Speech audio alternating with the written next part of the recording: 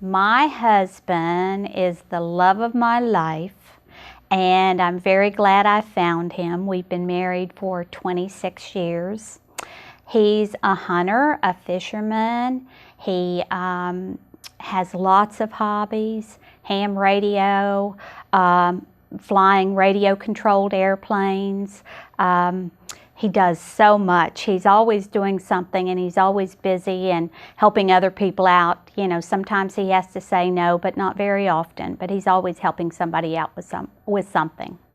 Well, it was a Wednesday night, and it wasn't a meeting night. It was what they call a tech meeting, a tech club, where the members get together and they kind of discuss different technologies and different applications that they're working on. And I was getting ready to leave and to get my coat zipped up and saying goodbye to everyone, and someone yelled out that Tim had fallen, and I didn't think anything of it. Okay, he tripped, I thought, you know, and then it's like, I'll peek my head in there because this is a sub room off of the main room, and I found him laying on the floor up against a rack of video equipment.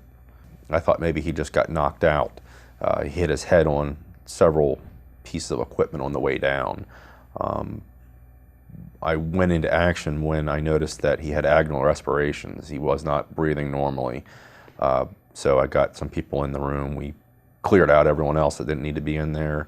We turned him over, I assessed him, and that's when we started CPR. I got a call. The way I found out from Tim that something had happened to Tim was that I got a call from Jack Dellinger, who is in the radio club, and he simply told me that Tim had fallen.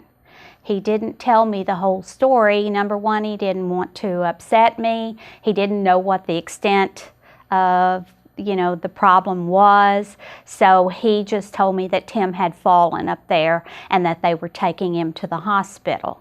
I'm a firefighter. I've been a volunteer firefighter for about 21 years.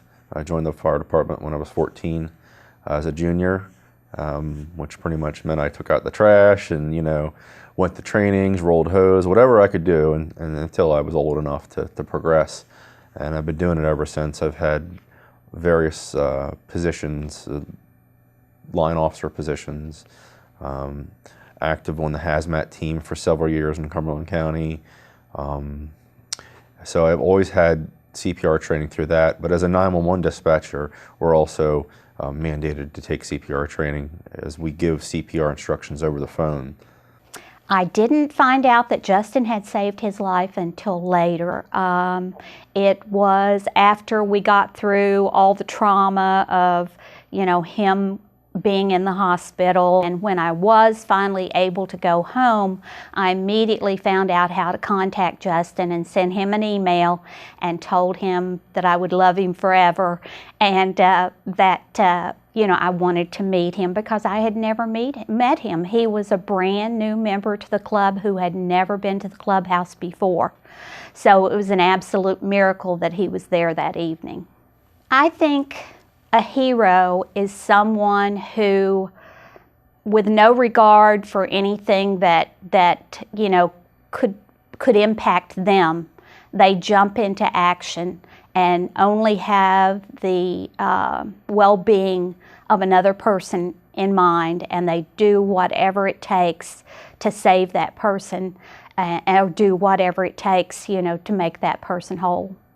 All I needed to know is that he was around, to see his grandchildren grow up and to be a pain in the butt at the club, and that was more than I needed. And all this extra publicity and recognition, I'm a humble person, and I'm just kind of rolling along with it, and it's interesting. It's like I can say that. It's overwhelming a little bit, but I'm just not used to being out in the limelight.